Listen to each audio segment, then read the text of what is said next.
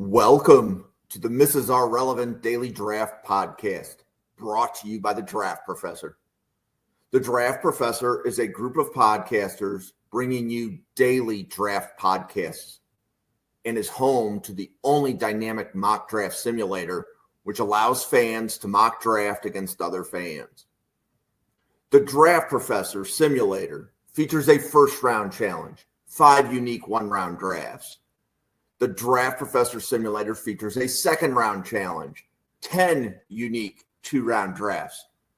All mock drafts are always picking against the fans and draft analysts which use the simulator. Every mock, every pick, every time. The Draft Professor also features ranked players functionality, where you can rank your favorite players at every position. Optionally, you can add tiers to your rankings to show what round you have the players graded in. The Draft Professor also features Draft a Team functionality, which allows users to snake draft a team of 22 players to demonstrate your my guys, compare player strengths, and discuss draft prospects in a way no other mock draft simulator can. Thank you for tuning in to the Mrs. R Relevant Daily Draft Podcast. This episode will begin shortly. Well, welcome to the Mrs. R Relevant Daily Draft Podcast. This is the Monday night edition. Josh, it's good to see you. Welcome back, guys, to another Monday night. We got the 2-round mock draft before this, so now we're on to the scheduled Monday night with me and Jake. We'll see if Jake pops in here or not, but we got a little something special for you guys today. We're carrying over a 2-round mock draft from the other day, and we're going over rounds 3 and 4 today. So a little bit of a different style. We're going to be drafting based on what teams have already done in the first and second round, and this gives us an opportunity to talk about those guys on the fringe top 100 and who are going to be really high priority day 3 guys that need the coverage they deserve because there's some damn good football players in round 3 and 4 that will get picked. Yeah, and I came up with this idea because I don't think enough podcasts cover the rounds 3 through 5 guys. So kind of the goal here was, hey, let's see what we can do or see what different content ideas exist to talk about the rounds 3 and 4 players. So right now the Giants are on the clock in round 3. And the Giants in this mock took Travis Hunter and Jalen Milroe. And my immediate thought, Josh, would be the Giants would need offensive line, and they could probably use a lot of help on defense, but without that offensive line being fixed, I think their season would be over shortly. Oh, and I completely agree. They made the hard decision in round 1 to take the best player available over Shedeur Sanders, the quarterback, and then went back in round 2 and took a Jalen Milroe, explosive athlete in his own right. So we got the quarterback position in our heads solved. We got the wide receiver position, cornerback position solved, and I'm completely with you. Offensive line and defensive line for me are the biggest needs here. I was looking at this. Who are your best offensive and defensive linemen available? Like JTT is still here. Mm-hmm. Williams, Milam. Which of these players do you have rated highest? So on this board for offensive line, Wyatt Milam, even though he's been mocked down to the 3rd round most often, is my highest rated player. But I'm thinking of fits here. I don't know if Wyatt Milam would be the best fit to move to the right side of the offensive line. You got Cam Williams still on the board. You got solid guard play. I don't know if that would be an immediate target for them, but somebody that was interested on the defensive line, because I was looking at their defensive end depth, is Shamar Turner, Texas A&M defensive lineman. He can play anywhere from a 3 to a 5 to a standard outside. I know there's better edge players on the board, but I'm thinking of fits here. They already got Kayvon Thibodeau. They already got Brian Burns. They lost Azeez Ojulari to the Eagles, but you can find edge rushers in round 4 and round 5 for me. So it's between Shamar Turner and an offensive lineman for me. And I'm kind of leaning toward, you got to go offensive line, right? I mean, back to your point, their season would be ruined. I would just say Wyatt Milam just because he's the best offensive lineman on the board. Find the spot for him. If right tackle's not the fit, that's fine. You got a multi-contract starter at guard, in my opinion. Cool. So Kansas City is on the clock. And in round one, Kansas City took wide receiver Luther Burden. And in round two, they took cornerback Zy Alexander from LSU. The positions that stand out to me right now are running back, and Judkins is sitting here. Judkins. What other positions are you thinking of? And Kansas City has 2 picks in round 3 here. So even though the running back value looks really good, if we think that there's a different player that would make them better, there's probably going to be a running back at the end of round 3 or 4 that they would also like. Correct. And good on the Chiefs in round 1 and 2 for attacking skills position, Luther Burden and Zy Alexander. They got questions at cornerback, their depth, and Zy Alexander will be able to fill that depth role perfectly.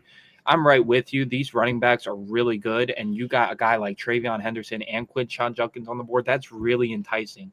But we saw their offensive line play last year, and I'm scared we're going to get to the end of that third round, and there's not going to be an offensive lineman that we like on the board. Now, I'm not the biggest fan of the tackles still left. Cam Williams, I'm lower on. Emory Jones, I'm lower on. Ozzie Trapilo, I think is appropriate value here. But in my opinion, you kind of have to go after a guy like Cam Williams, even if he doesn't start year one, just because of the lack of tackle that's going to be there in rounds 3 and round 4. You're going to be able to get a stud running back for that team. You still have Isaiah Pacheco, even if he's not the full workhorse. It's between Cam Williams and Ozzie Trapilo for me. Okay, and we got to vote for Ozzie Trapilo still here in the chat. So you want to go Trapilo or Williams? Let's go Trapilo just to mix it up. I do have Cam Williams slightly higher on my board, but Ozzie Trapilo had a great season in his own right, really good Senior Bowl showing, and I think he'd be a better starter day 1 for them. Okay, so the next team up is the Cleveland Browns, and they took Abdul Carter and Kelvin Banks. So they went trenches rounds 1 and 2. My immediate thought would be wide receiver, but they also need a running back, and they also have 2 picks in round 3 as well as 1 in round 4.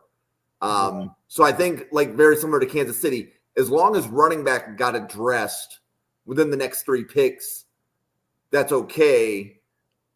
Where are you thinking the value on the board is right now, Josh? I think the value on the board is everything you've said, but in rounds 1 and 2, they didn't address the quarterback position. So even though we have addressed this quarterback class and we don't like it as much as some people are pushing, like a Jackson Dart or a Tyler Slow, I don't think you can walk away from this pick without a guy like Jackson Dart, even if we're lower on him, just because of how that room is set up. I think he would beat out Kenny Pickett day 1 as a starter.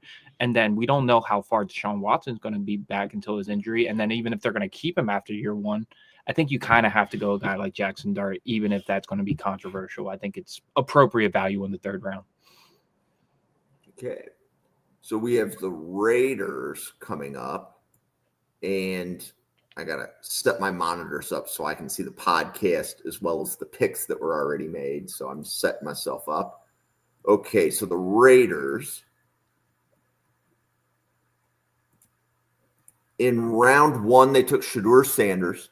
In round 2, they took Donovan Izaraku. So this looks like a relatively good draft so far. And the Raiders have 2 picks left that we're going to be doing today. Do you think there's a running back here that they would like, or do you think the value on the board is somewhere else?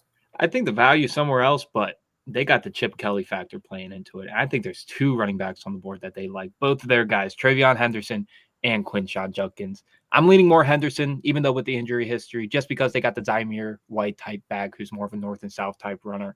TreVeyon Henderson, injury-free, would be a 3-down amazing back, arguing for a top 50 pick easily. He still might go there, but for a team like the Raiders that really need a running back and they get the best one on the board, I think TreVeyon Henderson would be the right pick in many ways.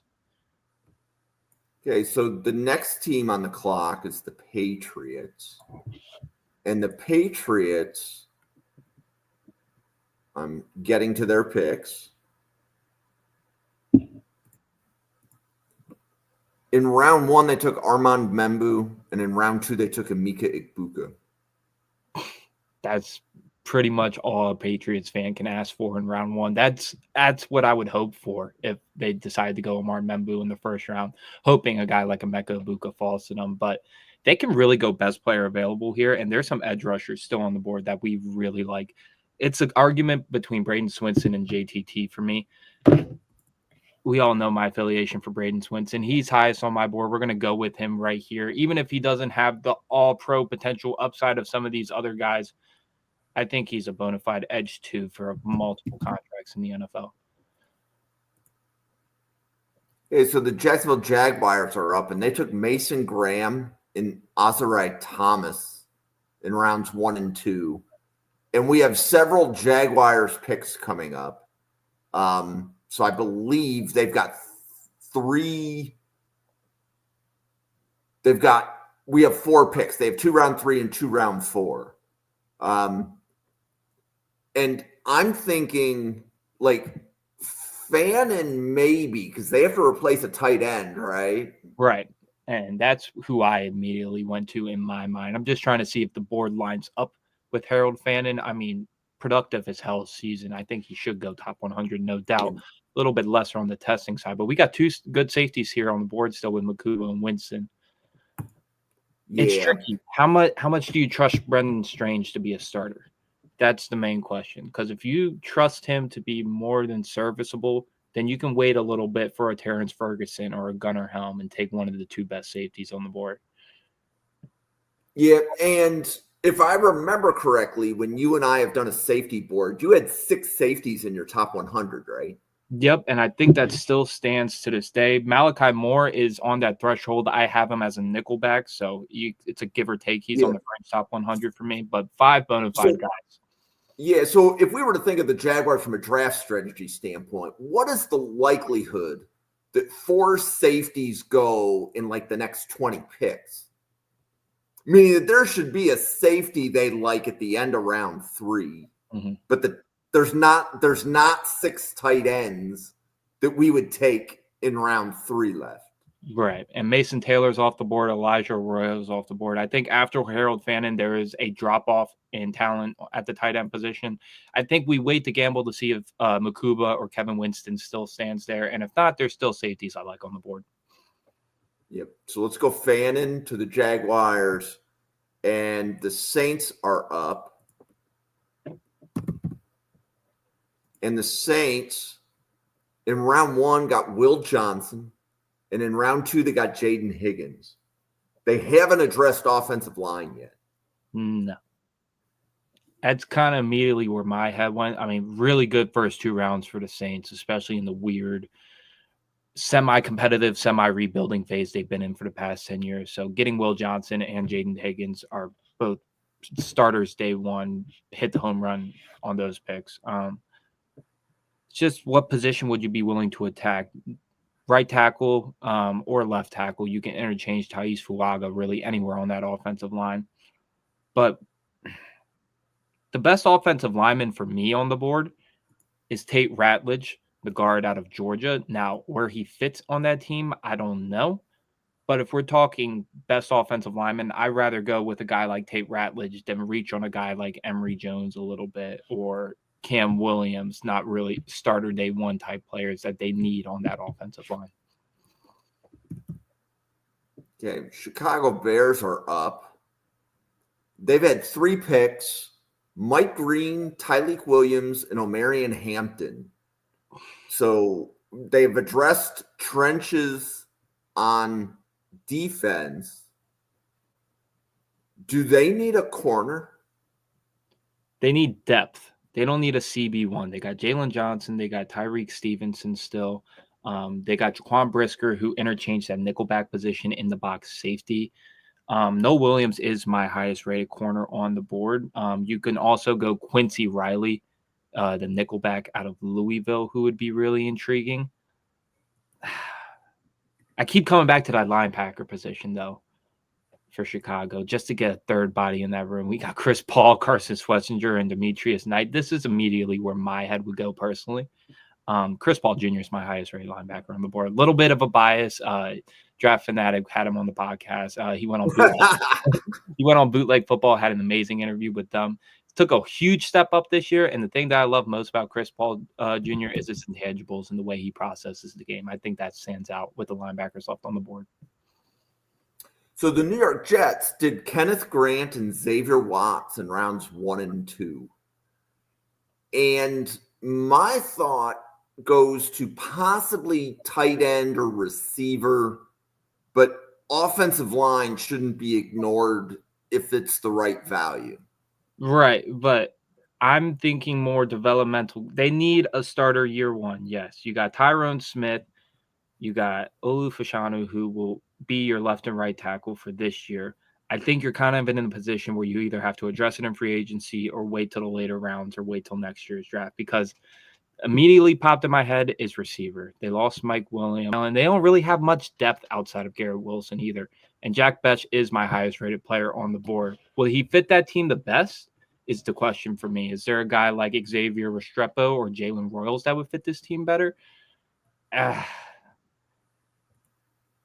think you're just in a position you have to take best player here. I think Jack Bech falling to the third round is a little bit ridiculous after the postseason he's had so far. I think Jack Bech would be an immediate starter for any team, no matter what scheme they play. So the Carolina Panthers have Shamar Stewart and Darian Porter. This is another team that could look in the receiver market, but they could just straight attack defense for the first 3 picks. They really do need depth, not really. And they need a linebacker. If Chris Paul had fallen 2 more spots, that would have been the pick here. Oh, yeah. But they got a homegrown talent in Demetrius Knight, South Carolina native, coming over to Carolina. Will he be as quick to adjust to the NFL game as some of these other linebackers? That's left to be determined. But when you're talking about size, strength, coverage ability, run stuffing ability, this is one of the best all-around linebackers in this draft class. So you like Demetrius Knight? Yeah, he is slightly above Schlesinger for me, who's still left on the board. And Schlesinger, hint on him, will be the next linebacker picked. And it might even be just the next pick. Yeah. So this is interesting. So the 49ers went Josh Simmons and then Benjamin Morrison. So my thought is that they need a receiver. They need a running back. Well, they drafted Garenda last year, but they did just trade Jordan Mason. Mm-hmm. So I could see this. I guess I could see this being a lot of directions. Like, even though they took Josh Simmons, I don't think offensive line's off the board here. No. Who did we go round 1 and round 2 again? We went Josh Simmons, Morrison.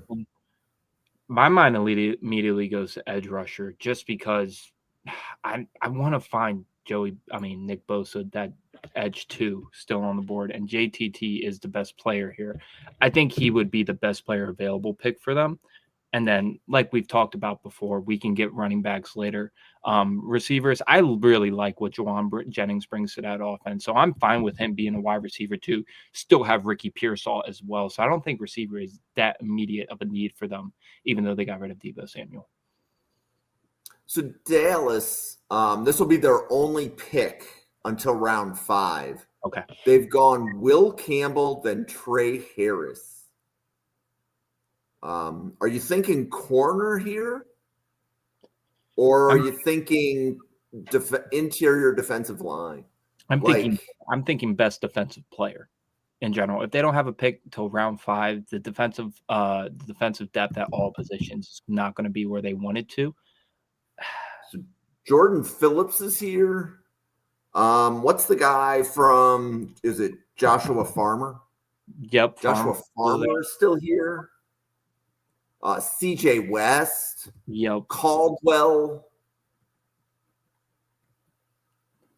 Now, do they go after a safety? That's my question.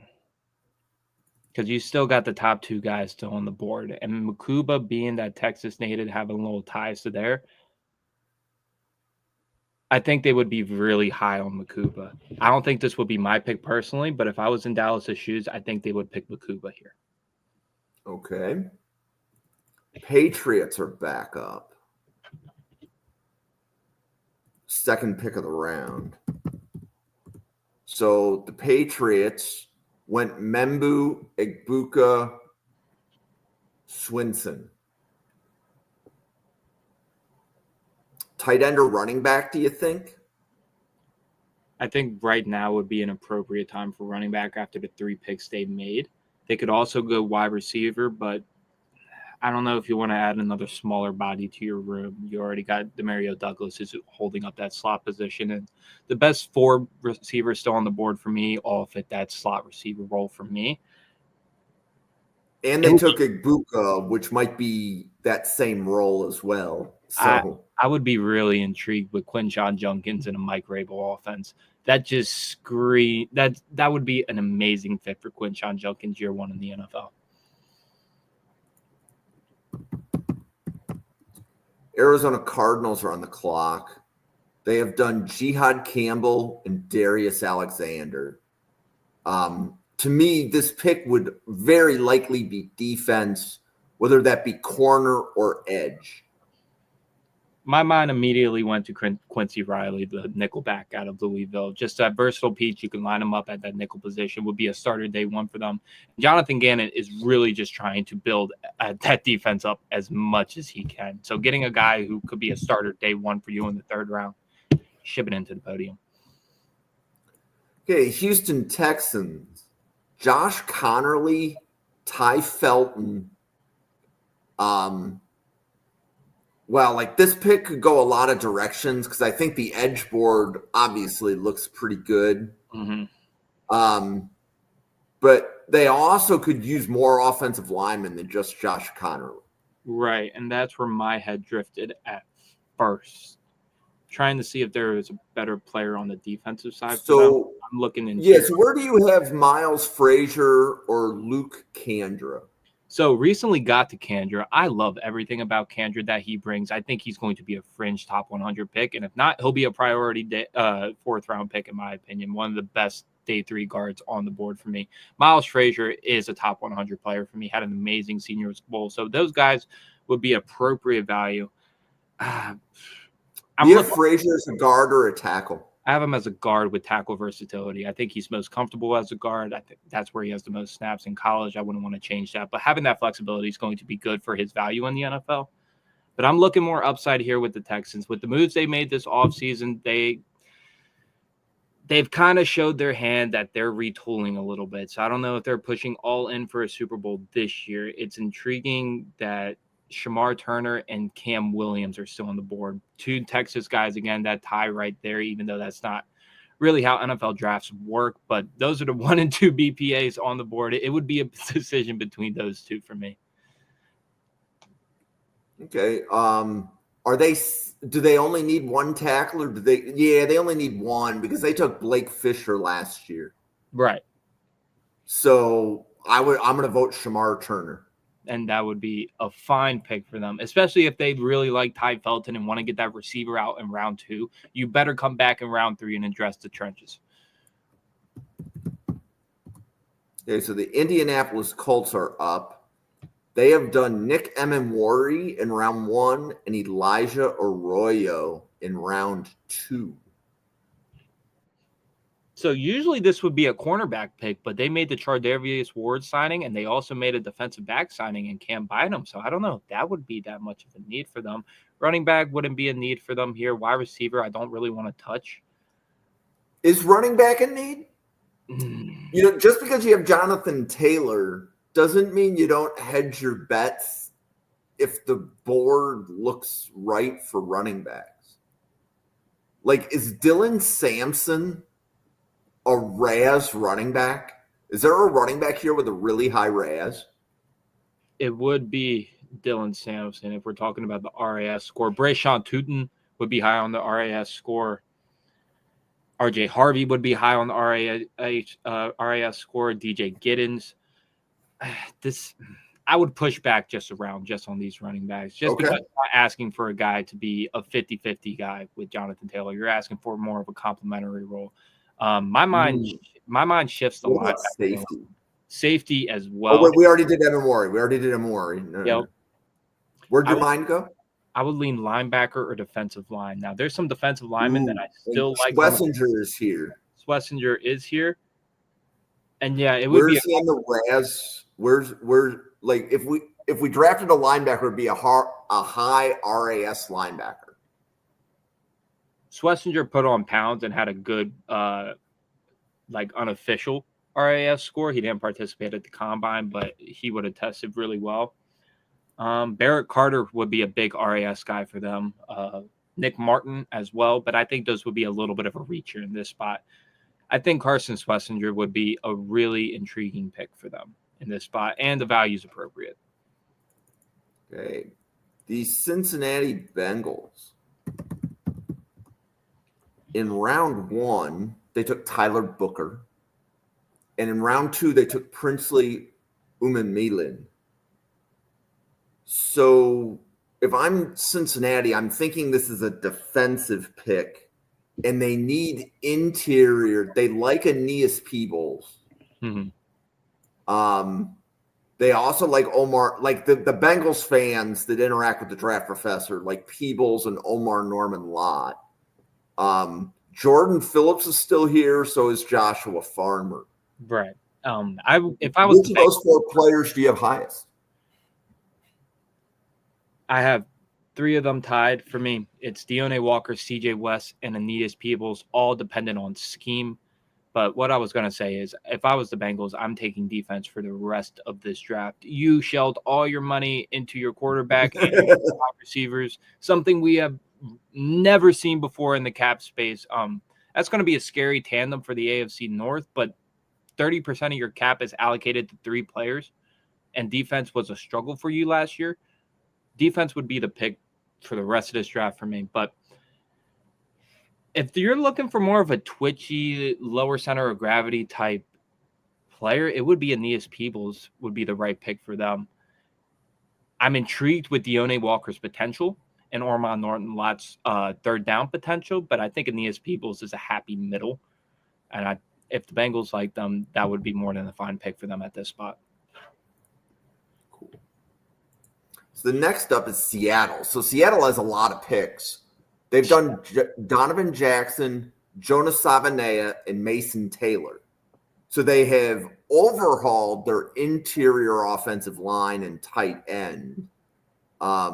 They have 2 more picks in round 3 and 1 more in round 4.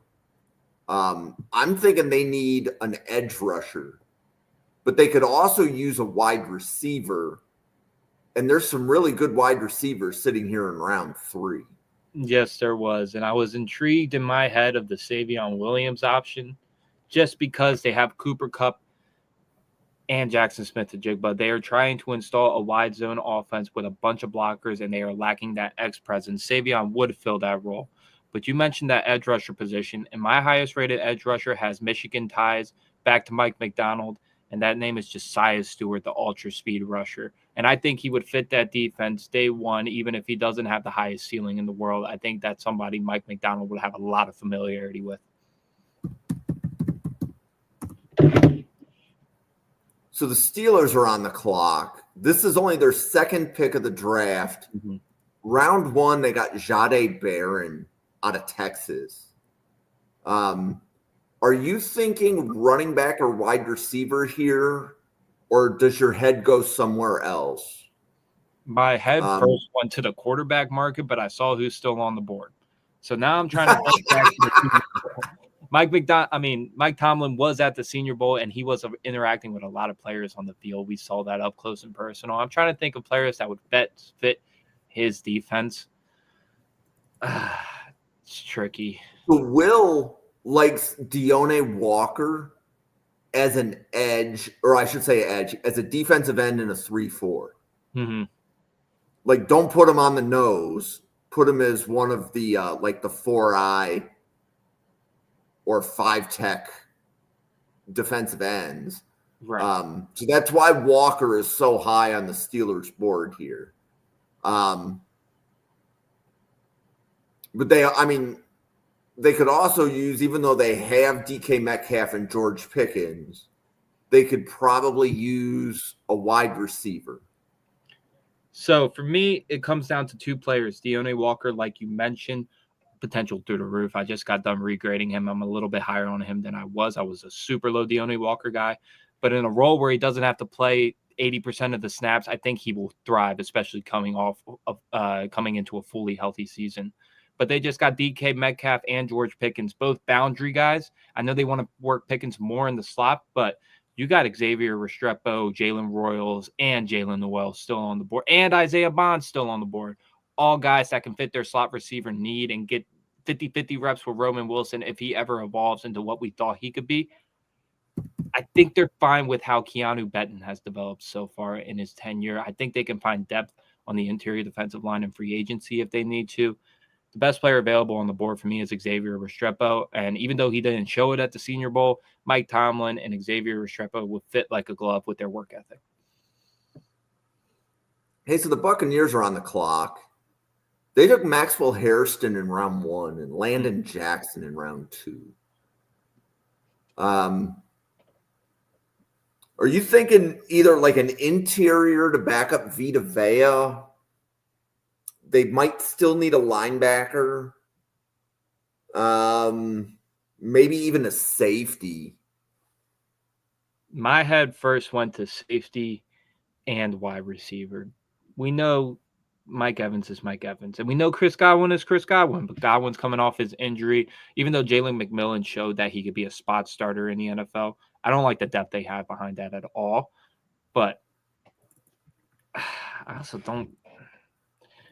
I'd rather take a wide receiver in this spot than I would a safety just on the value. I think Jalen Royals and Jalen Noel are better players than a guy like Jonas Sankar and Sebastian Castro for me. What would be their best fit is the better question. So they have Godwin and Evans, both of which are under contract, but both are either at the age of 30 or over the age of 30. They took Jalen McMillan last year, right? And McMillan's more of a slot shiftier type of wide receiver, right? Mm-hmm. And I think Jalen Royals would learn greatly under Chris Godwin and would be able to be a similar player to him after year 1, where he gets to sit and learn from Chris Godwin and show what he can do. Because a healthy Jalen Royals was arguably a top 50 pick in October. Utah State got injured, so not a lot of people know his name, was a little banged up at the Senior Bowl, but turn on his tape, and he checks off a lot of boxes and is a very well-built wide receiver. Okay, so Denver is having a pretty good draft. They are on the clock. They have taken Ashton Genty and then Alec Iomanner. So they've done running back, wide receiver. The Denver fans that follow the Draft Professor, and there are a lot of you, so thank you to Andy, Blue Ridge Bronco, Jolene, and I'm probably leaving a few names off. My apologies. Tight end or interior defensive line. So from a tight end standpoint, do you have a top 100 grade on any tight end that's not Gunnar Helm that's still on the board? Terrence Ferguson and Gunnar Helm are just sitting on that line of a top 100 tight end for me. But CJ West, in my mind, fits what that Denver defense is trying to do best. It's interesting because the drop-off at tight ends, I think, really do fall off after Gunnar Helm and Terrence Ferguson.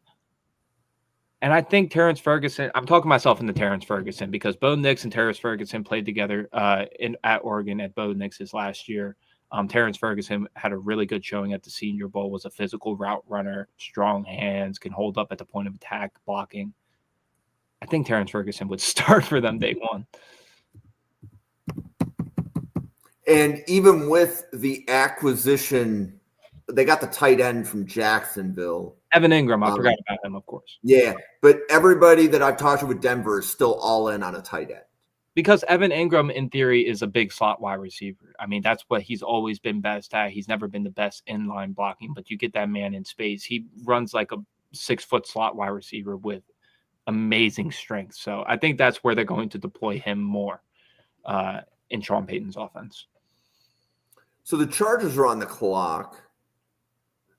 Jalen Walker and Caleb Johnson were their first 2 picks.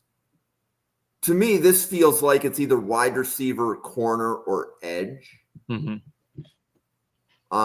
What is your board?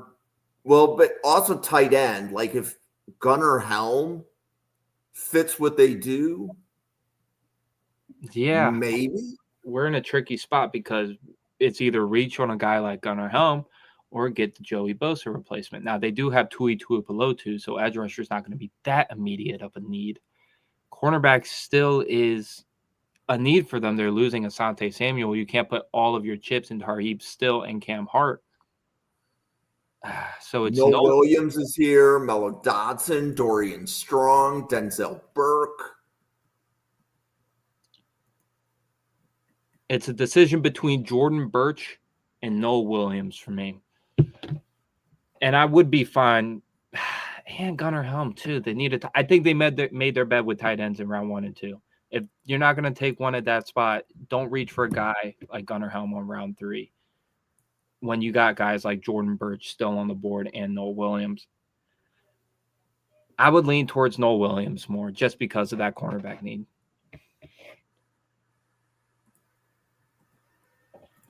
Okay, so Green Bay's on the clock. In round 1, they took Derek Harmon.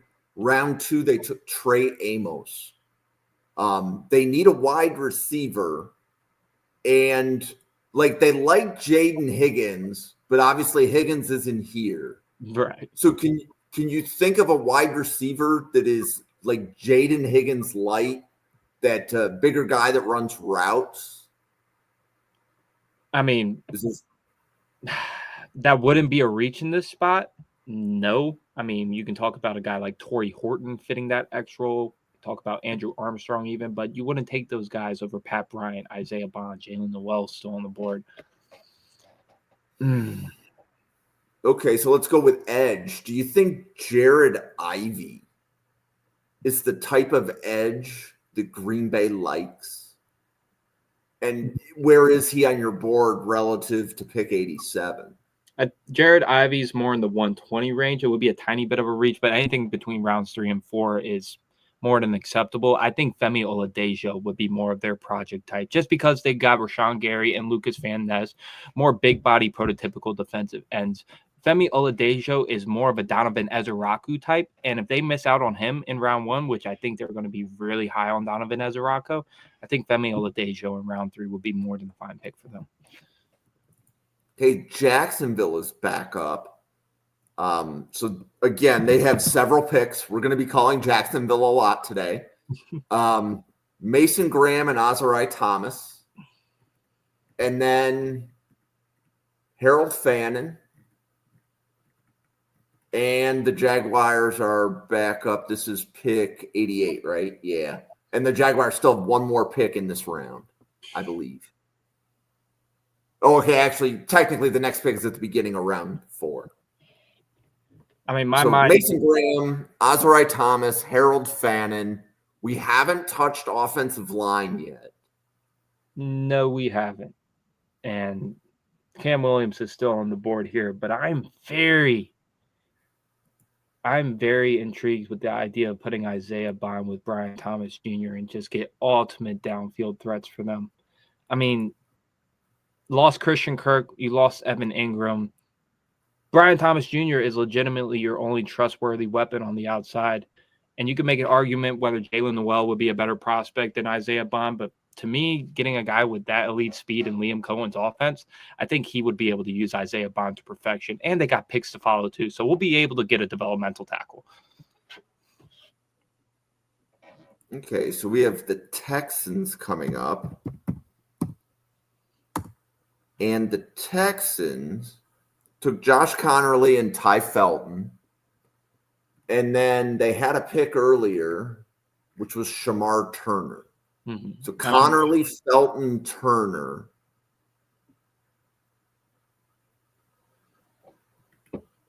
We could go offensive line again. Would not be a bad option. And this goes back to the Miles Frazier, Luke Kandra. Any other offensive linemen you have in your top 100, like Emory Jones? Emory Jones are ranked slightly above both Miles Frazier and Luke Canandra for me.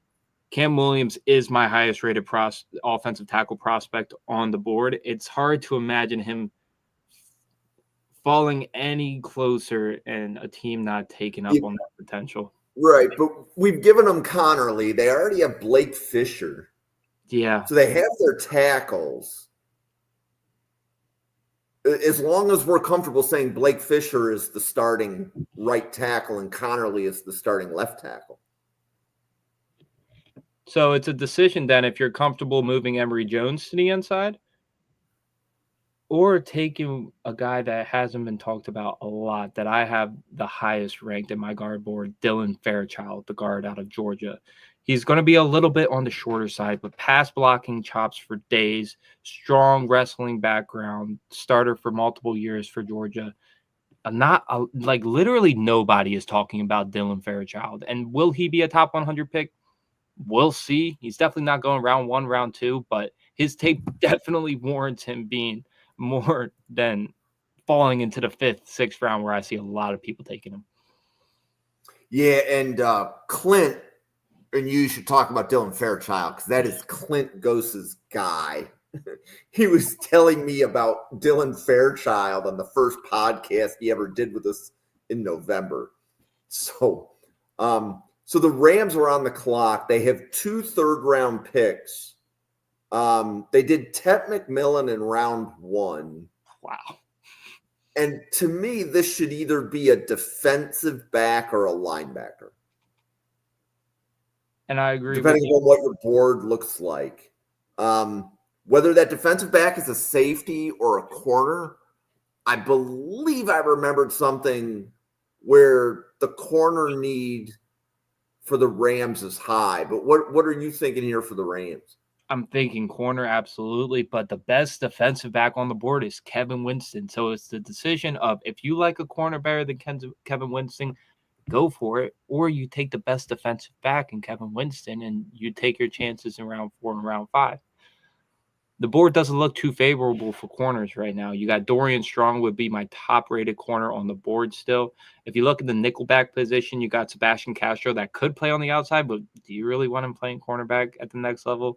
Not really. Upton Stout would be my next best quarterback on the board. To me, you make your bet with Kevin Winston and you take a damn good football player. Okay, so the Ravens are up. This one's going to be all you because, you would know their roster better than me. But the Ravens took Siobhan Ravel and then Marcus Bowe. Yeah, hit the hammer. Those are the needs that we are going to be attacking in rounds 1 and 2. And I can definitely tell you the Ravens are pissed that Kevin Winston just got didn't think that one through, but you're in a position player available. I still like the edge rushers on this board. I think Jordan Burch would be a really interesting option here. Somebody that gives you that versatility, play inside, outside, stick at edge rusher. I'm the biggest David Walker fan in the world, but Jordan Burch would be able to play multiple roles in that Ravens defense. I love the effort he brings, and I love the floor that he brings as a pass rusher. Awesome. Seahawks. Donovan Jackson, Jonas Savanea, Mason Taylor, Josiah Stewart. I mean, this smells like a receiver. No, I mean, it's either receiver or linebacker if you think the value is right on linebacker. And keeping in mind, they still have another pick in round 4. So we're not done with them.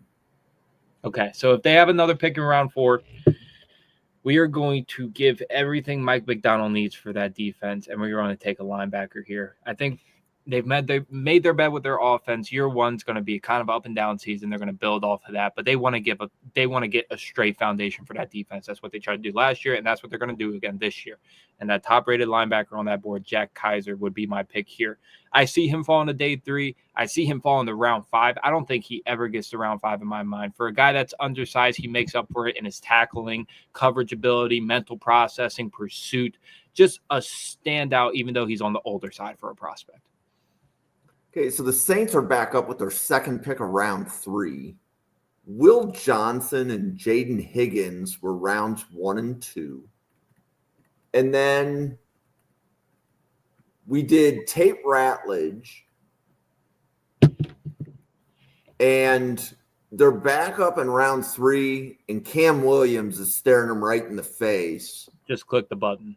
That's all you can ask for. The Saints are one of the few teams in that position where that's an upgrade over Trevor Penning, in my opinion. You can draft him, you can start him, or you can develop him. It would be a really favorable situation for Cam Williams.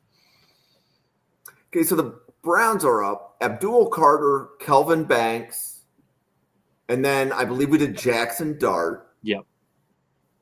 And now the Browns are up at the end of round 3. Is this a wide receiver? Yeah, it's pretty close to being a wide receiver. So they have Cedric Tillman, who's emerging as a receiver. What kind of receiver would you put opposite Tillman? They still have Jerry Jeudy on that roster, which I look first and foremost. I'm lower on Cedric Tillman. I don't like what he has shown so far in the NFL.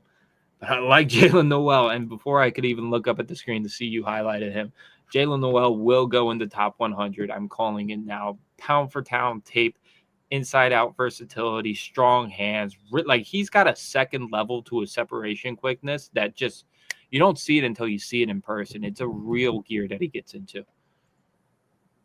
Okay, so the Chiefs are up at the end of round 3. They've done Luther Burden, Zy Alexander,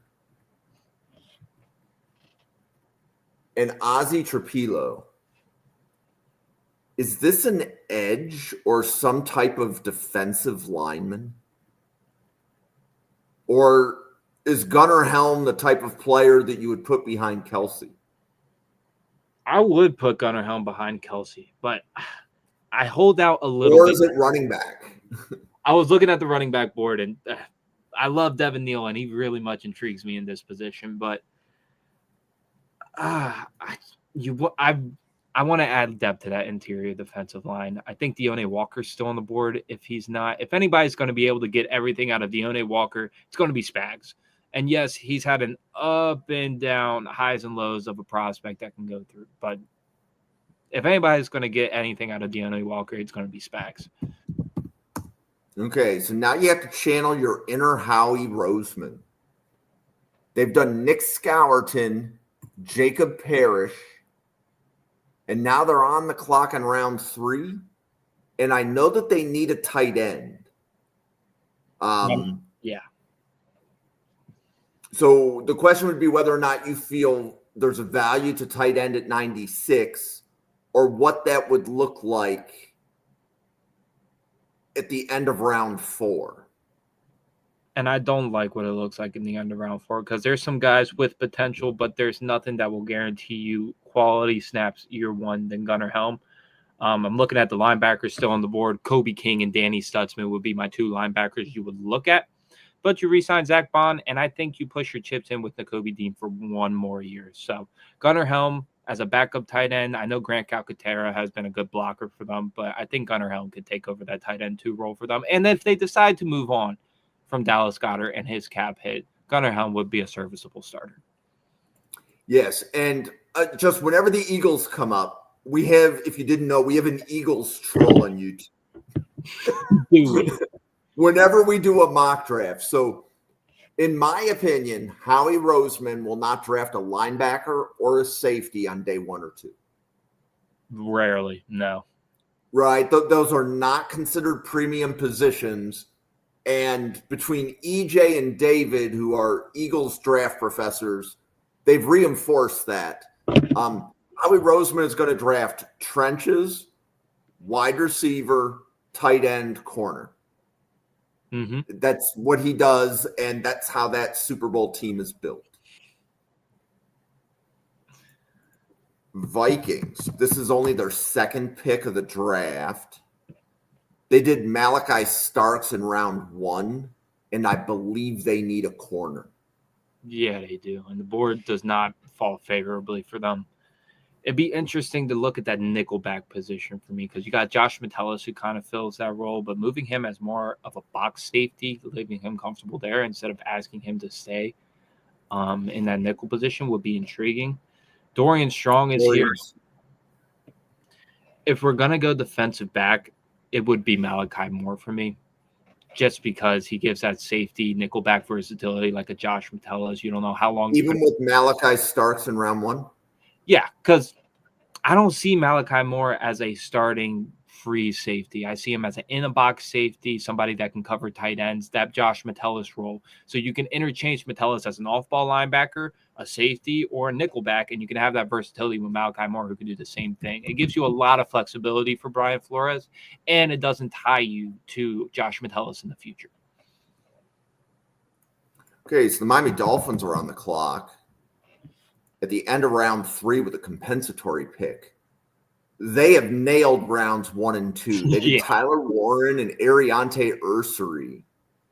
And there are some good interior defensive linemen still here at the end. And you can see them right at the top of the board. Farmer, Phillips, Stackhouse is still here. Mm-hmm.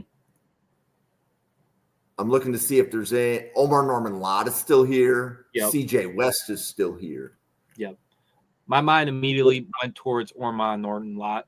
He's a little bit lower on my board. I have CJ West ranked above him. He's the only guy I have ranked above him. But for what they need on that team, they need somebody that can get after the quarterback from that interior on third downs. I really love what Zach Sealer brings on a 3-down role, but having somebody that can come in third downs and really put some pressure on that interior offensive line would do massive wonders for that Dolphins defense. So the New York Football Giants have taken Travis Hunter, Jalen Milroe, and then Wyatt Milam at the top of round 3. So now, Hunter, Milroe, Milam. Now, I was looking at this earlier when I was looking at the Giants, and now this goes back to the Shamar Turner conversation we were having. Somebody that can really fit a versatile role of being a 3-tech, 5-tech, and then even lining up as an edge rusher at times. And Jared Ivey fits that role the best. We're not talking about who's best player on my board. Who fits that team the best? Jared Ivey fits that team the best. You know, Josh, I like when you start describing a player, but you don't give his name, and I know exactly who you're talking about. Like, that's how much I love the podcasters we have at the Draft Professor. You guys have done such a great job of describing players. So I just got to give my hats off to you guys.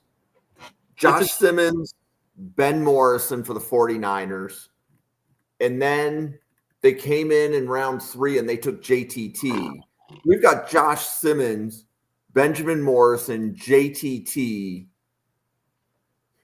Now you can play with house money here. I mean, the 49ers gutted their basically their core in a way. Is there a corner that you like? And is this like Denzel Burke territory? Yeah, but that goes back to the thing. I don't like it. I don't like once we get past Isaiah Alexander, Dorian Strong, Mello Dotson, Za Frazier, and Denzel Burke are like the guys that I would go after in round 4. But I feel a little uneasy taking them at the end of round 3. I lean more towards player available. So who's still left in your top 100, just out of curiosity? So David Walker, the edge rusher out of Central Arkansas, is still in my top 100. If I go to linebackers, Kobe King barely squeezes my top 100. Let me go to the offensive side on the ball. Is David Walker the pick because they need edge? I would say don't be surprised. Let's throw him in here just to make it a little bit interesting. But when I was at the Senior Bowl, I overheard some conversations over my shoulder about David Walker being the most underrated player in this draft. So it's not like NFL teams don't know about this tape. For a team that needs depth at that edge rusher position, even though they took JTT, give me David Walker. Just give me damn good football players at this point. Okay, so the Rams are back up. And that they've taken – we just did a Rams pick. So we did Kevin Winston, And then it was Tet first round. Tet, and then Kevin Winston. So linebacker is still in need, but I don't know. Do you have a linebacker left that's close to your top 100? Kobe King would be my guy to go after, and you can make the argument for Danny Stutzman, Eric Carter. Those would be the three guys I would look at. But God, they need corner so bad. They need corner so bad. And even though it's a reach at this spot, I think it's more than justified to take a look at the guys on the board.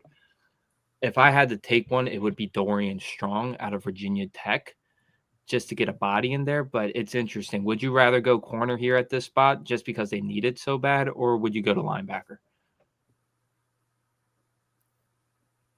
And I got to look to see how many more picks the Rams have. I think the Rams have more picks this year than they have in years past. The Rams have more than enough picks to grab a linebacker late. Okay. So I would go Dorian Strong here. They're not looking for somebody to fill that nickel position. They're looking for a boundary outside guy, and that's the best one left on my board. Okay, so the Lions, Michael Williams, Gray Zabel, and now they're on the clock at the end of round 3. When I was going over the mock draft rounds 1 and 2, I don't know how the hell y'all let Gray Zabel fall to 58 to the Lions. That's an argument for them to take in the first round, let alone get them in the second round.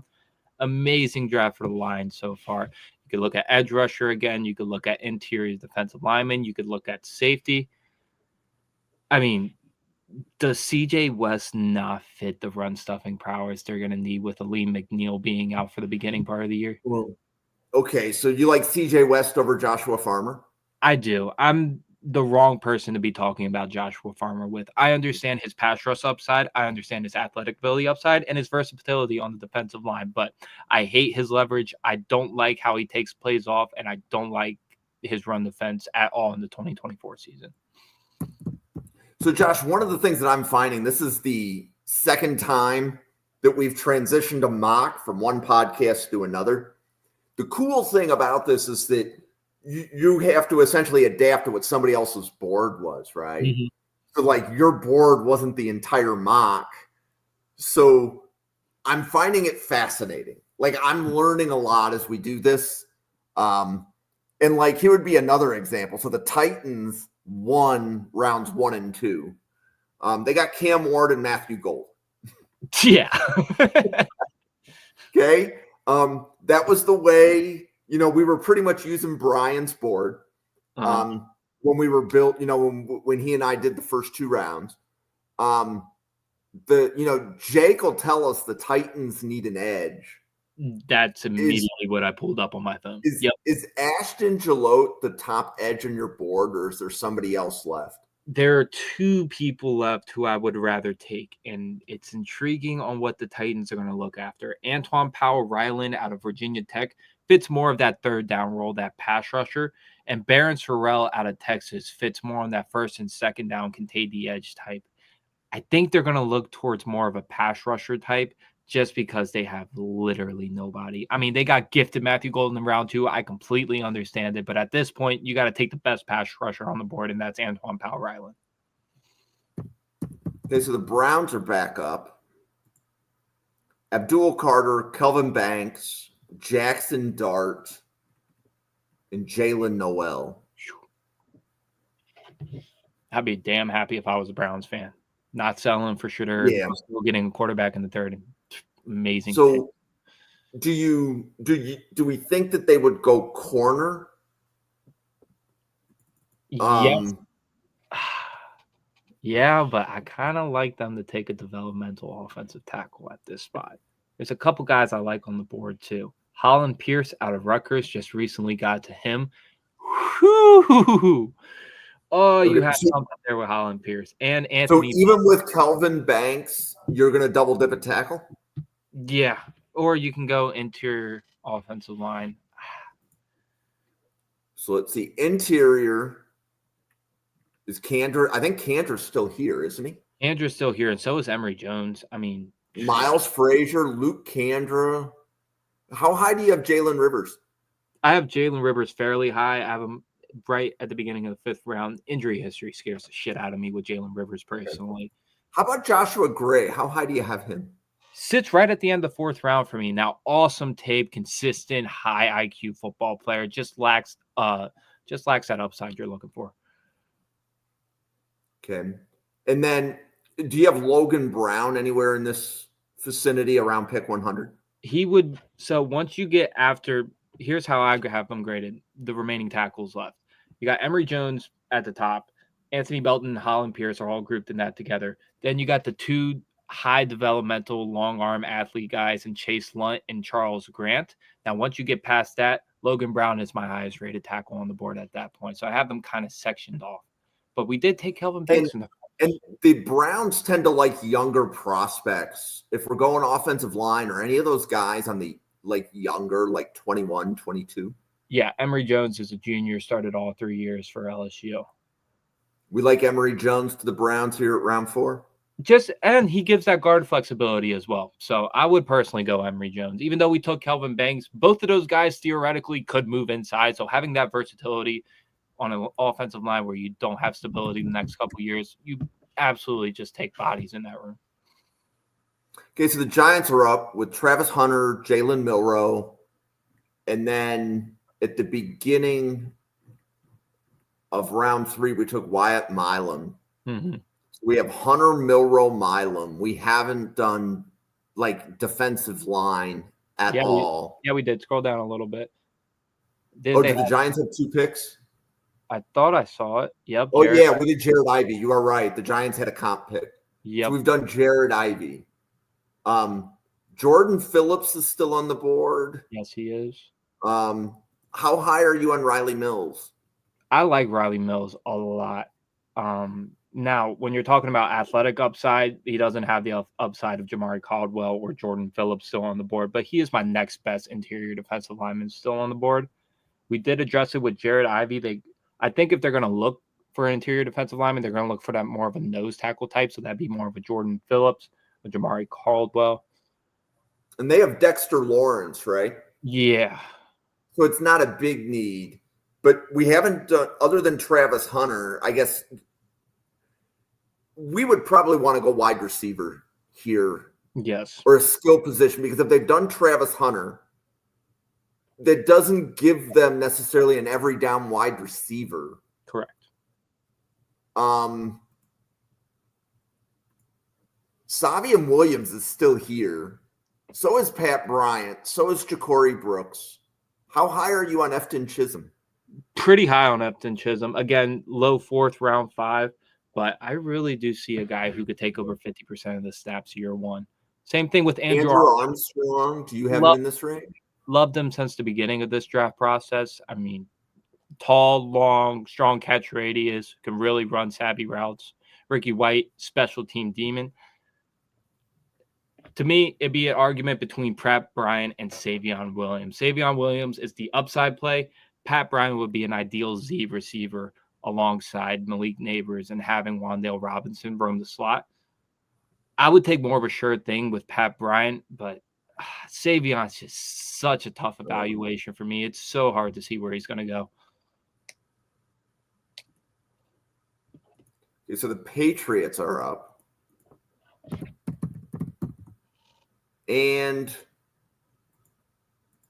Patriots, Membu Egbuka.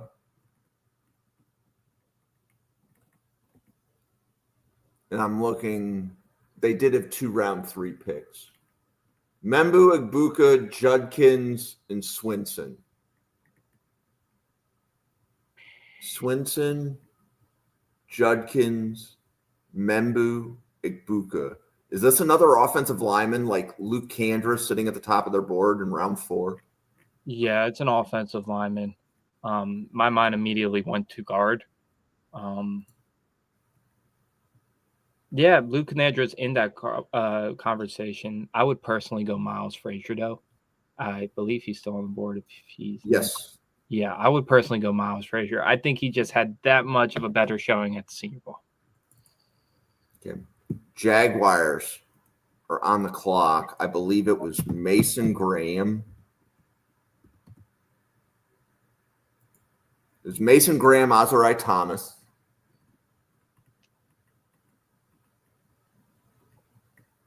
Isaiah Bond.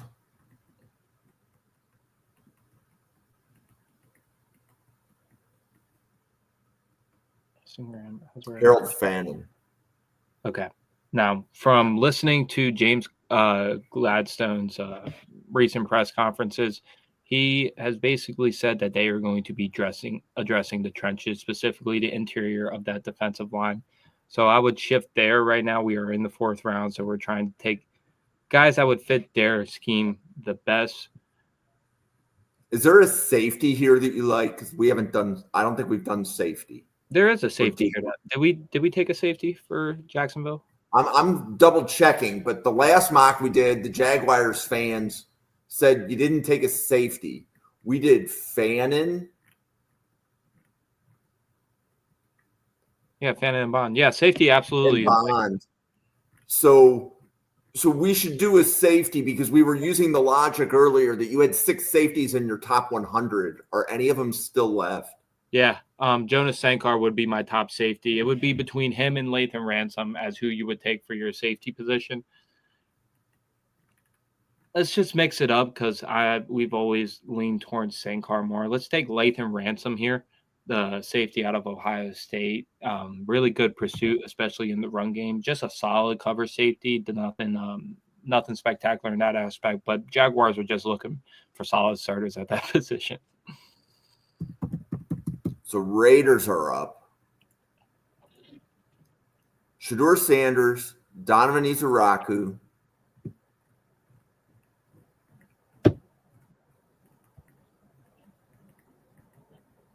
Travion Henderson, Sanders, Izaraku. Do they need a corner? Badly. They need an edge.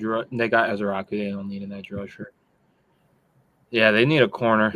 Jabbar Muhammad, Denzel Burke, Za Frazier, Upton Stout, Tommy Hill. Any of those guys ring a bell? Yeah, all those guys ring a bell. I'm looking at them on my sheet right now. The highest graded player at the cornerback position for me is Upton Stout.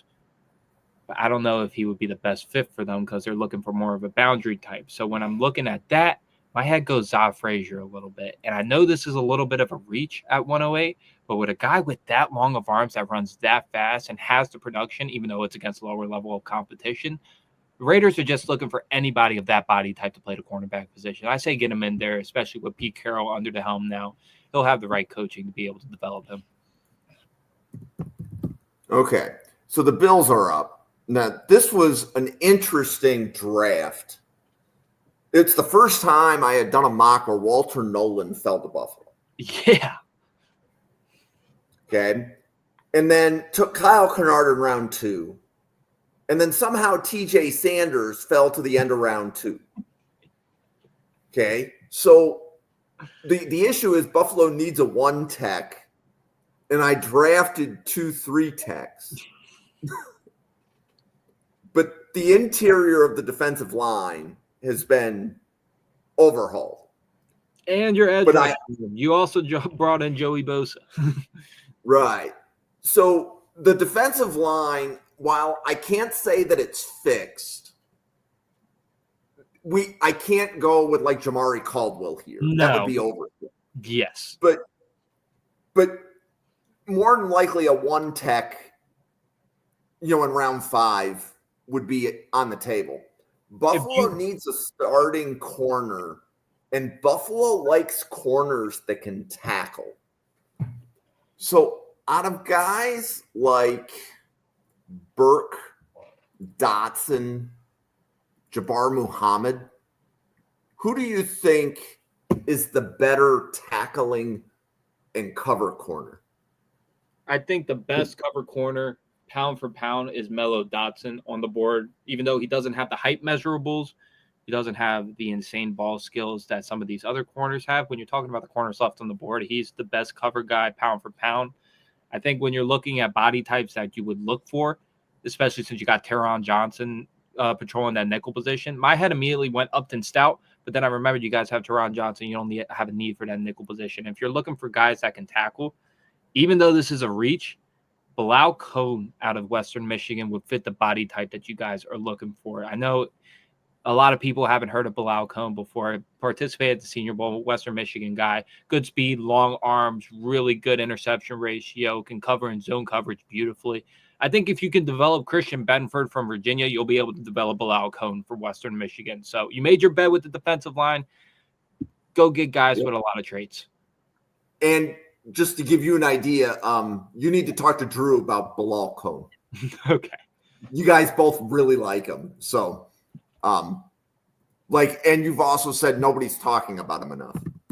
Well, when we get to this point in the draft, cornerback position is the worst position to be in at this position because you're going to have a lot of guys that's going to be reaching on value. There's no true fourth round to day 3 corners that you're really comfortable taking. So this is where you start taking guys with traits like Za Frazier, Bilal Cohn, and hoping you can develop them properly.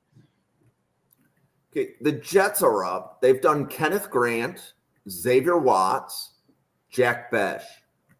They're having a pretty good draft. Yeah. Jack Besh saved them in the 3rd round. So they haven't done edge and they haven't done offensive line. Yeah. My mind immediately went towards the developmental tackle. Somebody that can play that right tackle position in the future and ultimately take over for Tyrone Smith. A lot of guys are going to be high on Charles Grant, Holland Pierce. To me, Anthony Belton is still on the board. Okay. Who did you like? Anthony Belton would be my pick. I think Holland Pierce has the most upside, and Charles Grant would be the best zone blocker out of any of these guys. But Anthony Belton is the best offensive lineman still on the board. So you just take that if you're the Jets. Josh, you need to hang out with Drew more. You're picking a lot of Drews. Like, you're picking guys that Drew is pounding the table for right now. Mm-hmm. So and don't even explain anything for the Carolina pick. I don't know how we haven't noticed this. Jared Wilson is still on the board. I don't care who they have playing at center. Just draft him right now. Should have been taken at the top 100, but Fitz weren't there. Jared Wilson, absolutely. Just send a slip in. Okay. Saints. So they've got, I believe, a couple of picks in this round. Yeah, they have a couple of picks in this round. Will Johnson, Jaden Higgins, Cam Williams, Tate Ratledge. So Johnson, Higgins, Ratledge, Cam Williams. Is this a running back? Smells like running back or interior defensive line. Somebody you can pair alongside. Savion Williams is still here. Yeah, he is. This is the tricky part we get into because the best players on the board are the receivers and the running backs. But the need is interior defensive line. I think you don't pass up on running back at this point if you're the Saints. You don't know about Alvin Kamara's future, Kendre Miller's hand. Like, that hasn't worked out for you guys. So Josh, they still have another pick later in this round. Ooh, okay. Yep, never mind. That changes it. We're going interior defensive line. Sorry, I don't know. You like Jordan Phillips here? Jordan Phillips would be my number 1 defensive tackle still on the board. It'd be between him, Jamari Caldwell, and Riley Mills, or somebody that can just play that big body role and let Brian Brzee get after the quarterback. I think Jordan Phillips would fit alongside him pretty good. Okay, so the 49ers are up. Josh Simmons, Benjamin Morrison, David Walker,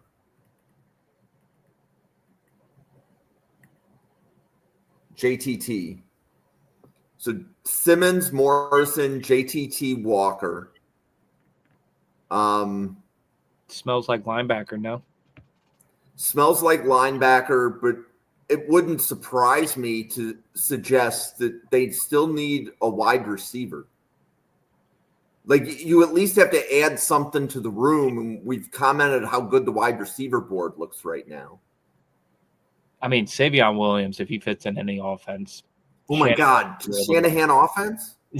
Yeah, I think at this value, it's appropriate.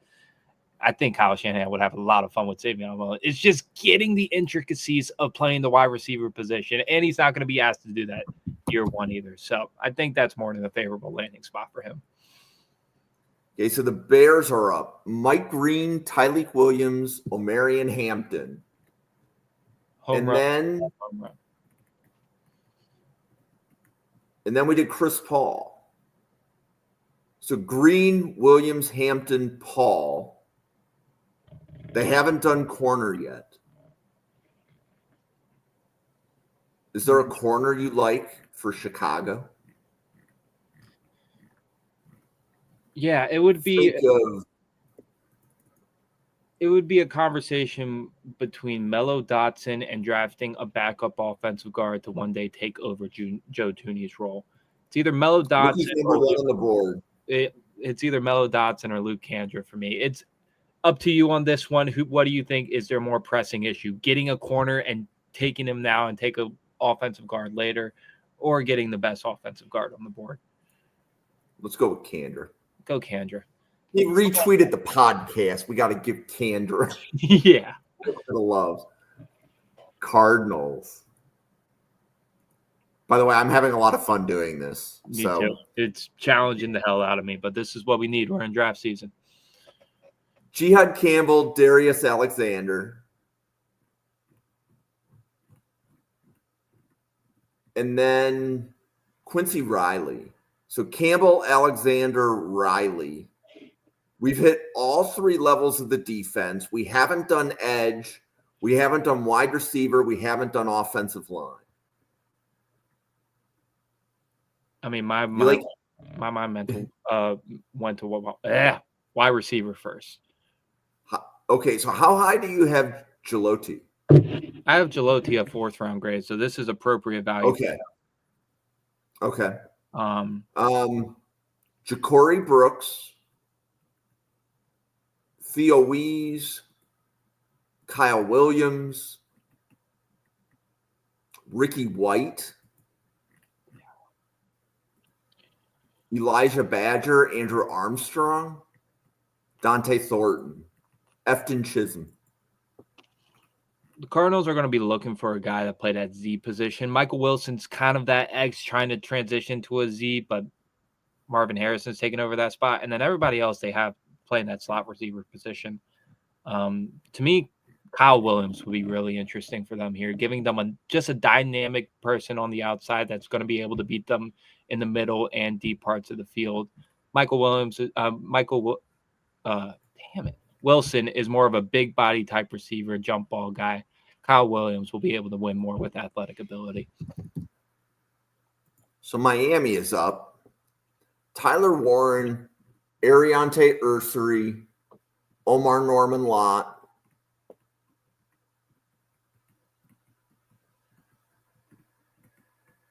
And that was it. So they must have traded one of their draft picks. Mm-hmm. So it's Warren, Ursary, Lott. And I'm just trying to make sure I haven't missed a pick. Yep, that is correct. And they have one more pick this round. I would try to look at the linebacker position and find more athletic body types that would fit that. Barrett Carter. And Barrett Carter would be the best fit for them here. I mean, I have Danny Stutzman and Kobe King ranked higher than him at this point.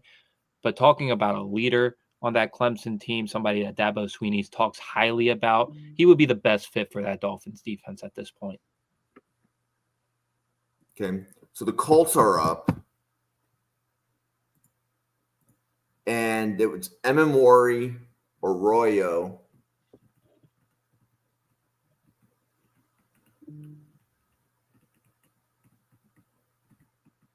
Schlesinger. Okay. Good. You saw it. Schlesinger. There we go. Say that 3 times fast. No. So they haven't done either line, whether that's edge, defensive tackle, or offensive line. Is there a lineman left with a high RAS score? Like it's Chase Lunt. You want to talk about offensive lineman with a high RAS score? Charles Grant, the tackle out of William and Mary. When I first popped off his tape, he was under 300 pounds, but God, could he move on those wide zone blocking plays with such long arms. He is the prototypical developmental tackle. He has put on 20 plus pounds during this combine process. It's going to be a deterrent on how quickly he'll be able to adjust to his new weight and the power of the NFL offense. But God, if he does, you're getting a plus starter at the tackle position in the 4th round. Okay, so Atlanta is up. This is the first time that we've talked about them on this podcast. Yeah. Round 1 was James Pierce. Round 2 was Alfred Collins. I think this would be linebacker. Do you like Kobe King or Danny Stutzman? I like Kobe King just a slight bit more. Now, Danny Stutzman's more of a leader, more high IQ linebacker, but I think Kobe King's block shedding ability is the best out of any of these linebackers in this draft class. His long arms will be able to deflect passes in zone coverage. Just how quickly he'll be able to adjust to the NFL speed of play. Okay, so the Bengals are up. Tyler Booker, Princely, Peebles. Keep hammering defensive line. I'm going back to the edge rushers if I'm the Bengals. I know they're talking about extending Trey Harrison. Hint, it's not going to happen. They don't have the money to. You just got to keep investing capital at that position. And I like Savion Jones here. I like Elijah Roberts. I like Ashton Gillette. I think Ashton Gillette would be a more than fine pick here. A little insurance policy if Miles Murphy doesn't turn out this year, kind of on that Joseph Asai role, just a high motor football player that will be able to get after the pass rusher in his own unique ways. Titans are up. Cam Ward, Matthew Golden, and then we did Antoine Powell-Ryland at edge. Okay. I think they would still have a need at corner. I mean, they traded for Sneed. Mm-hmm. I think they need a safety, and Sankar is here. Yep, and you hit it right on it, going with safety and corner. It would be a conversation between Sankar and Upton Stout for me, and I think safety is just a little bit more of a need for them, so Sankar would be the pick here. Okay, Buccaneers. So Buccaneers, Maxwell Hairston, Landon Jackson,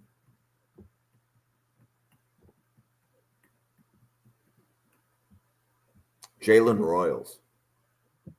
Hairston, Jackson, Royals.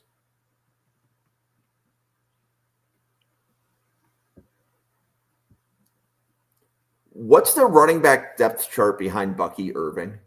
It is Rashad White and Sean Tucker. So maybe not stellar guys, but I don't think they would be investing draft capital here at this spot.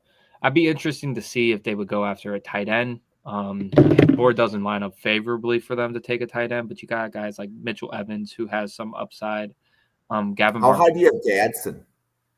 Gadsden is tight end 12. So I have 5 tight ends on the board that are appropriate value here. Mitchell Evans, Gavin Bartholomew, Jake Brenningstool, Luke Latchley, and Orlando Gadsden. To me, I don't know if NFL teams are going to be able to use Gadsden properly the way he's supposed to with the right amount of touches. He's not an inline tight end. He's just not. He's a big body wide receiver who's labeled as a tight end. So is like a Johnny Cornelius or Carson Vincent or Jalen Travis or Holland Pierce value here?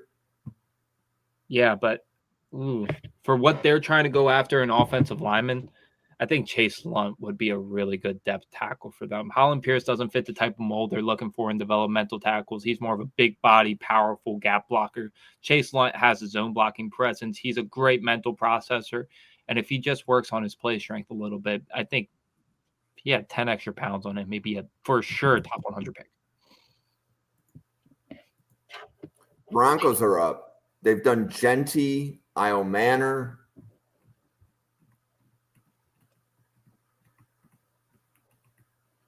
Terrence Ferguson? Do you like Jamari Caldwell? I do, but I like somebody just a little bit better. Tez Johnson. Who do you like better? Tez Johnson. Rightfully so. He has been mocked down a lot of drafts, and it's well warranted. He's 150 pounds soaking wet. But we have said this since November. His best fit is with Bo Nix back with his not biological, but brother and former college teammate. Sign me up. Steelers, Jahdae Barron. And then we turned around and did Xavier Restrepo. And Pittsburgh is without a starting running back. Yeah, and they're also without a starting quarterback. Unless you consider Mason Rudolph a starting quarterback, which... Their quarterback is going to be Jameis Winston. At least that's who it should be. According to me, whichever team signs Jameis Winston is going to be the team that needed a quarterback that gets the best record. I would be really interested. I know running backs are here. I really know running backs are here, but that quarterback needs so deep for them. It's a decision between Will Howard, Riley Leonard, Quinn Ewers, and Tyler Slow for me. I'm thinking more which quarterback would be best for Arthur Smith's offense and what they're trying to accomplish. I don't know. Will Howard's more of a under center type. Hand the ball off, get the ball out quickly. He wouldn't be able to stretch the field deep. Honestly, it'd be between Quinn Ewers and Tyler Slow for me, but Riley Leonard is the best Tomlin quarterback when you're talking about their mannerisms, their personality, how tough and rugged they are. It's a very tricky spot to be in if you're the Steelers. Who do you like best out of the four quarterbacks? Leonard, Howard, Ewers, or Slow? I would go Howard. And while I am not smart enough to know how to grind tape like you, if you go to the College Football National Championship, you're doing more than one thing right. So I think that quarterback issue is way too much of a need for them not to take one. Will Howard will definitely be a pick here. It'll be interesting if he gets drafted at this spot. It'll be interesting to see how far he'll be able to push the ball downfield because that's what they're trying to accomplish in that Steelers offense. But ready to start day one, it would be Will Howard. Derek Harmon, Trey Amos,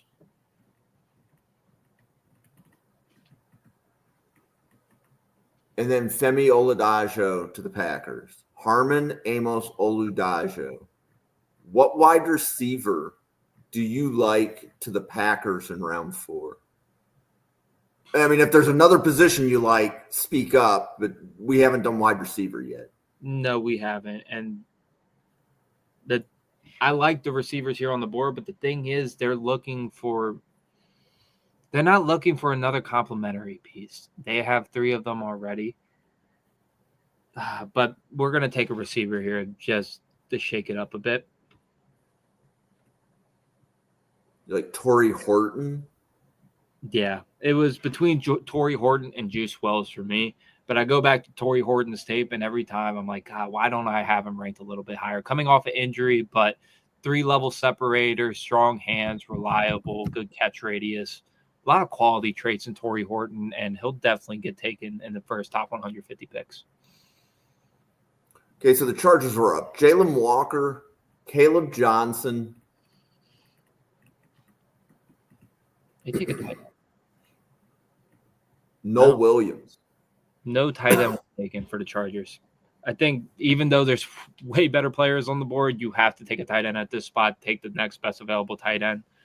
For that Harbaugh offense, in my opinion, would not be Mitchell Evans, just because he's not that prowess of a run blocker. An underrated name for me is Gavin Bartholomew, the tight end out of Pittsburgh. I think he's a really sound blocker, good play strength, and I think he's very under-received as a short to intermediate option in the passing game. Somebody that not anybody's talking about, but could end up as a starting tight end sooner than you think. Okay, so Jacksonville is up. I think this is the 4th time we've picked for them today. Mason Graham and Azarai Thomas were rounds 1 and 2. In round 3, We did Harold Fannin, Isaiah Bond. Then we did Lathan Ransom. So Graham Thomas, Fannin, Bond, Ransom. Would they look edge rusher here? It's Just probably where the board's going to look the best. Because in my head, it's force a running back. Not force a running back. I would think a running back would be really refreshing for this offense. I don't like this tandem of Tank Bigsby and Trevor Etienne. It's a decision between Savion Jones, Elijah Roberts, or the best running back on the board. And I know they want to address the trenches. So I think Savion Jones, a guy that just gives them that versatility. That's the thing I look for a lot of these prospects, versatility, being able to line up in multiple positions, being able to execute, especially not just stand there and be a body. Savion Jones would be able to fill multiple roles for what the Jaguars are trying to accomplish year one. So the Rams are up. That was Tet McMillan. And then at the end of round 3, we got him Kevin Winston. Mm-hmm. And Dorian Strong. So is this a Cody Simon, your Ram pick? No, it's a Danny Stutzman, your Ram pick. Both good linebacker prospects in their own regard. But if Danny Stutzman is here for the Rams at 127, it's either him or one of the other linebackers. Danny Stutzman would be the highest ranked linebacker for me. And then Cody Simon is the next best available after that. Commanders. This is the first time we've talked about them in the podcast. In round 1, they did Colston Loveland.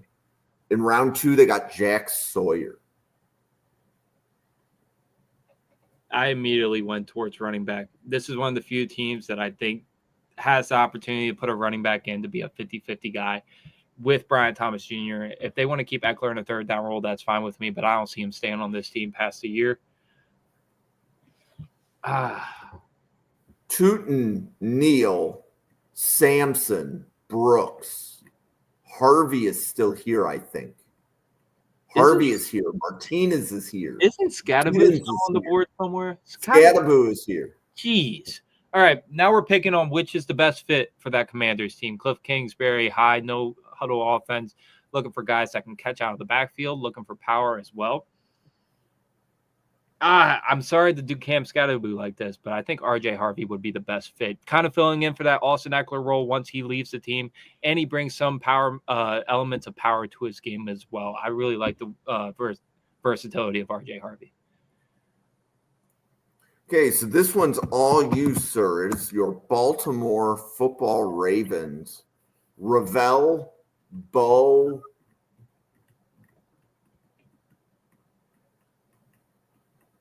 Birch. Ravel, Bo, Birch. I look towards corner just to see that there's nothing that I like on the board. But you know what fits this team? A nickel defender that can, if Marlon Humphrey has to go back to the outside this year instead of his nickel position, a guy like Upton Stout would be able to fill that role so beautiful. He just screams Baltimore Raven in the way he's able to play, the way he's able to cover, and his toughness, being a run defender at 175 pounds. It's like you're taking candy from a baby. The Lions, Michael Williams, Gray Zabel. Oh, that was my computer. It got a mind of its own. Sorry about that, everybody.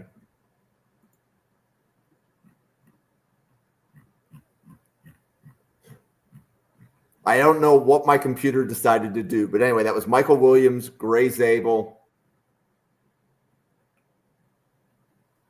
CJ West. Yep. I'm looking towards the linebacker market just because we saw when they went down with injury last year, there wasn't much depth behind it. They had to sign Quan Alexander off the streets to play a role for them. To me, Cody Simon is the best linebacker still on this board. He fits what Detroit's motto is as a football player, just a really high IQ guy that's going to be able to start day one if they need to, or fill a quality depth role. So this is the fourth and final time we'll talk about the Saints. Will Johnson and Jaden Higgins. Earlier in round 4, they did Jordan Phillips.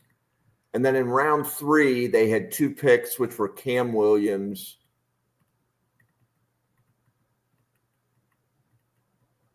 and Tate Ratledge.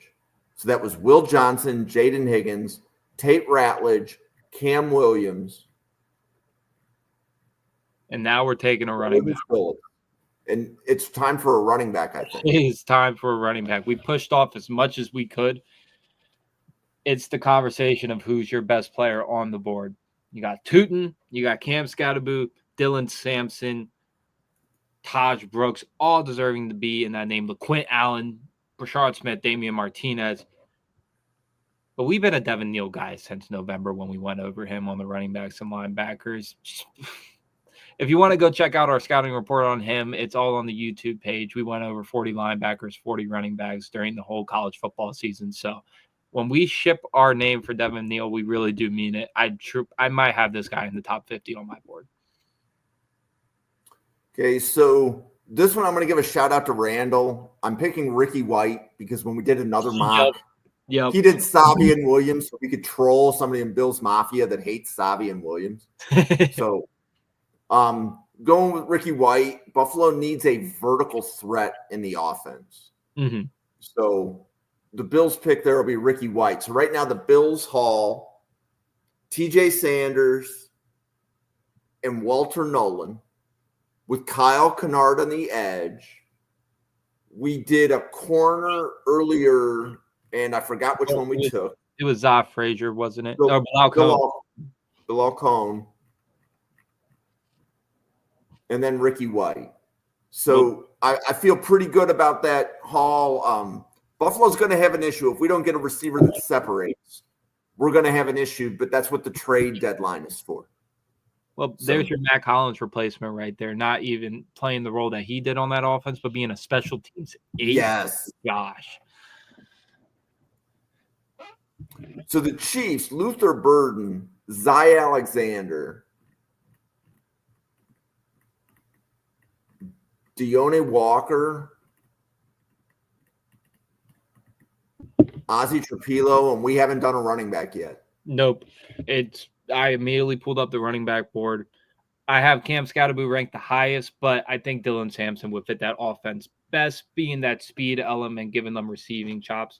If you're going for that speed option running back, it's between Dylan Sampson and Brayshawn Tootin for me. I think Sampson's ball carrier, his fumbling issues are less apparent than Tootin's, even though Tootin has a little bit more yard after contact ability. Okay, so the Eagles have done Scourton and Jacob Parrish. And then at the end of round 3, we did Gunnar Helm. So edge, corner, tight end.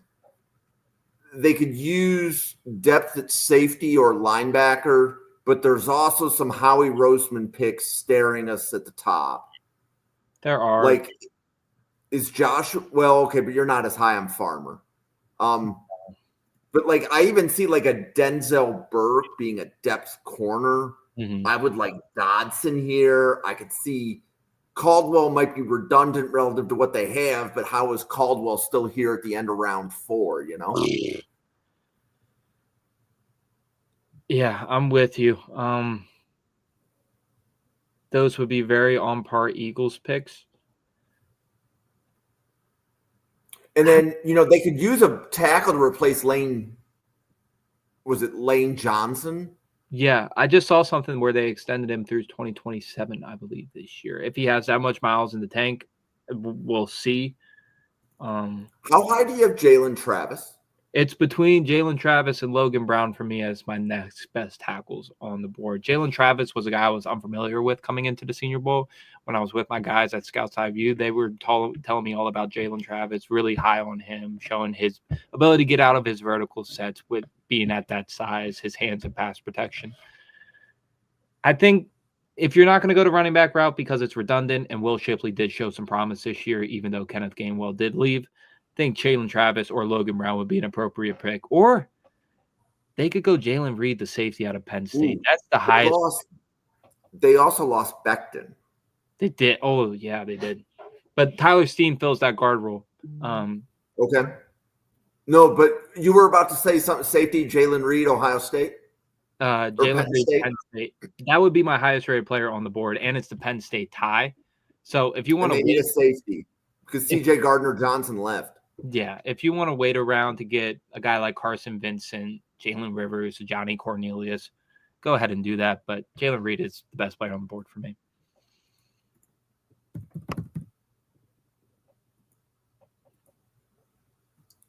Tyler Warren, Ariante Ursary,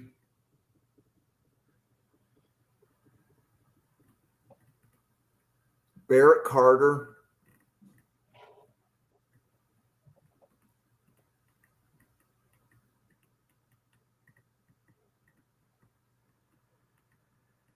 I must have missed it. What number was it? Miami has picked 98. Omar Norman Lott. There we go. Tyler Warren, Ariante Ursary, Omar Norman Lott, Barrett Carter. We haven't done safety yet. No. Is there a safety you like for Miami? Miami's looking for more athletic safeties. So with the highest rated safeties on my board, there's not one that fits them the best. If you go to the DBs that I have graded, if you're looking for a safety that best fit what they're trying to do on defense, even though I have him rated as a nickel, it would be Billy Bowman for me, just because of that speed profile, his ability to turn his hips fluently better than everybody else on the board.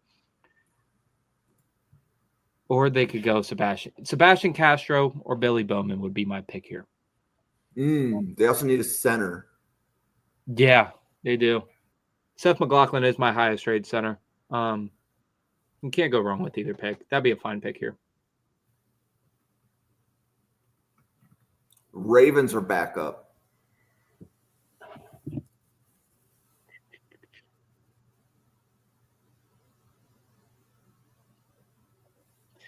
It doesn't make sense. It's not the biggest need. But I would jump up and down if Cam Skattebo was here in the 4th round and the Ravens find their way to get their hands on him. That's a Ravens football player if you've ever seen one in Cam Skattebo. Okay, Seattle is up.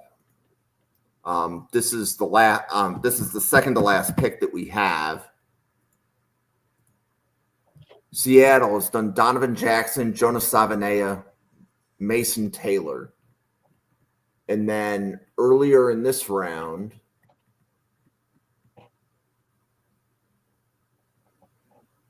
okay, that was actually just 2 in round 3. Okay. And then in round 3, they did Kaiser and Stewart. Mm-hmm. So that's Donovan Jackson, Jonas Savanea, Mason Taylor, Josiah Stewart, and Jack Kaiser. They haven't done wide receiver yet. No, I'm toggling between that prototype wide receiver or a backup quarterback for them.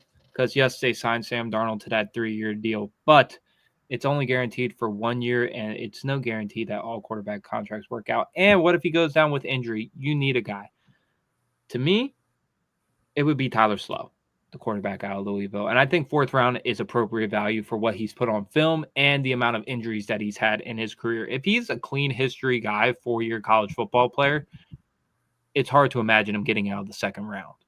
But with all the baggage that comes with him, he falls to this spot right here, and a team like Seattle could use him definitely as a quality backup. Okay. So we're up for the 49ers, who have done Josh Simmons and Benjamin Morrison. And then we did back-to-back edges in round 3, which were David Walker and JTT. Mm-hmm. So 2 edges, a corner, and a tackle. We have not addressed any skill position for the 49ers. No. To me, my mind went to linebacker and backup running back first. We understand Isaiah Guerendo is a high potential profile, but they need somebody to replace Owen Burks and Dre Greenlaw leaving. Who's your best linebacker on the board right now? Smail Mondon. But is that the best fit for them? Probably not.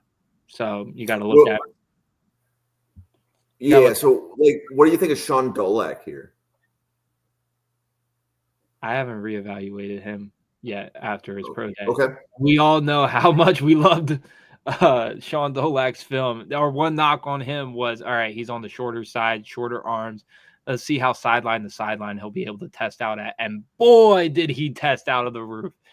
Yeah, let's go Sean Dolak. I'm glad everybody's catching up on him. We got to give our Buffalo guy some love. Yeah. Shout out to Owen. Okay. That was pretty good, Josh. Got 2 rounds done in an hour and 45 minutes. You put my brain to work. Well, and technically that was 2.5 hours. Yeah. Right? Or I should say 2.5 rounds, I should say. Because we had a lot of comp picks. Yeah. But what I like about this is anybody listening to this, you're going to be able to learn about Josh's opinions of a lot of round 3 and 4 guys, and not a lot of podcasts are talking about the guys that we just did. So Josh, do you want to take a minute, introduce yourself, tell everybody how they can find you? Yeah. You guys can follow me on Twitter at juice_T23. We're going to be posting a lot of daily draft content on here coming up in the next couple days. Finally got done reevaluating all positions from the combine. Just have the quarterback class to go to reevaluate. And once we get done that, we're going to be posting daily stuff on my page on my favorite prospects that will go in rounds 3 and 4 like we did today. But this was a really fun exercise, kind of going off who's the best player still on the board for me and fitting team need at the same time. That's the struggle all scouts and GMs face when they get into the end of day 2 and day 3 of the NFL draft. They call it Scout Stay on day 3 for a reason. So we've been at this since the beginning of September, going on to the all college football season. We got 40 plus podcasters here at the Draft Professor. If you're looking for year-round draft content, there's no better place to find it than at the NFL Draft Fanatic on YouTube, on Twitter. Make sure to follow, subscribe, like, share this with everybody, because it's not just one of us. It's 40 of us giving you daily draft content. So I want to reiterate what Josh said.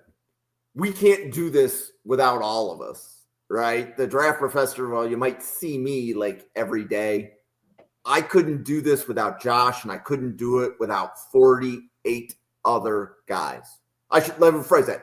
48 other people. We've added our first female. Yeah. But follow the channel at NFL Draft Fanatic. No, I am Fanatic. It's the same on X as it is on YouTube. The best way you can say thank you is to subscribe on YouTube. So the number of subscribers is a significant amount of how other people find the content. So please and thank you, hit the subscribe. This was our second podcast today. We got 2 more coming at you tomorrow, 2 more Wednesday, 2 more Thursday, 32 GM mock Friday, Saturday morning. We got another podcast coming at you on Sunday. So literally every day, this is what we love. This is what we do. So for Josh, for myself, for everybody at the Draft Professor that's making this happen, remember, every day can be your draft day if you have the right attitude, and we'll see you on a podcast again tomorrow.